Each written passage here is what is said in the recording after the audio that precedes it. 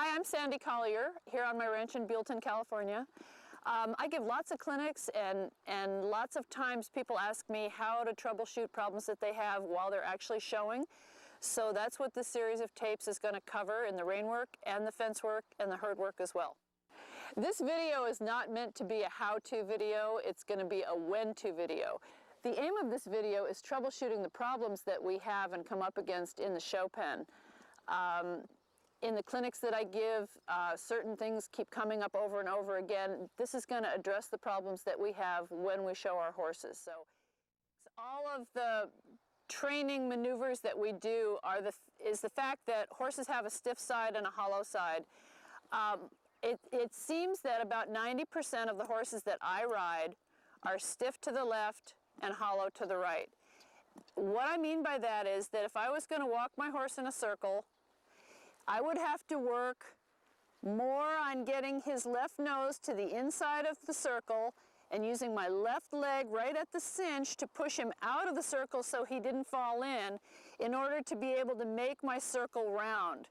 With his hind legs tracking behind his front feet, staying on the same circle that we're doing, I would constantly have to be lifting up my horse's left shoulder and tipping his left nose to the inside of the circle. That's how I work on the stiff side.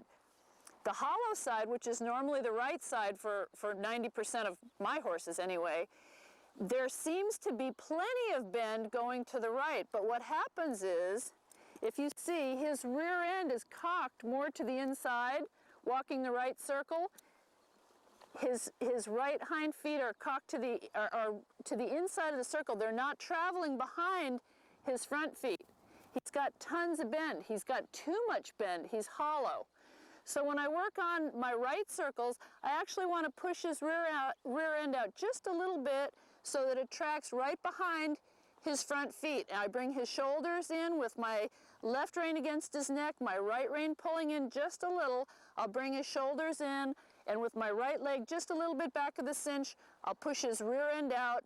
I'm trying to sort of stiffen up my horse's hollow side. When I work on that at a lope, going left,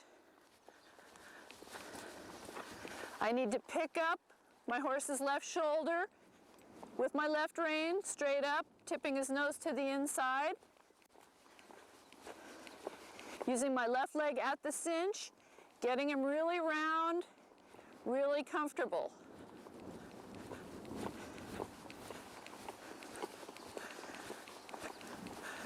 When I work the right side,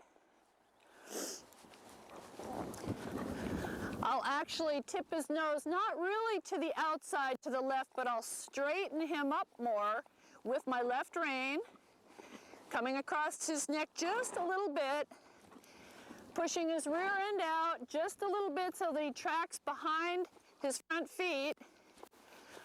I'll actually straighten him out, because if I left him to his own devices loping this right-hand circle, he would have his rear end cocked to the inside and way too much bend.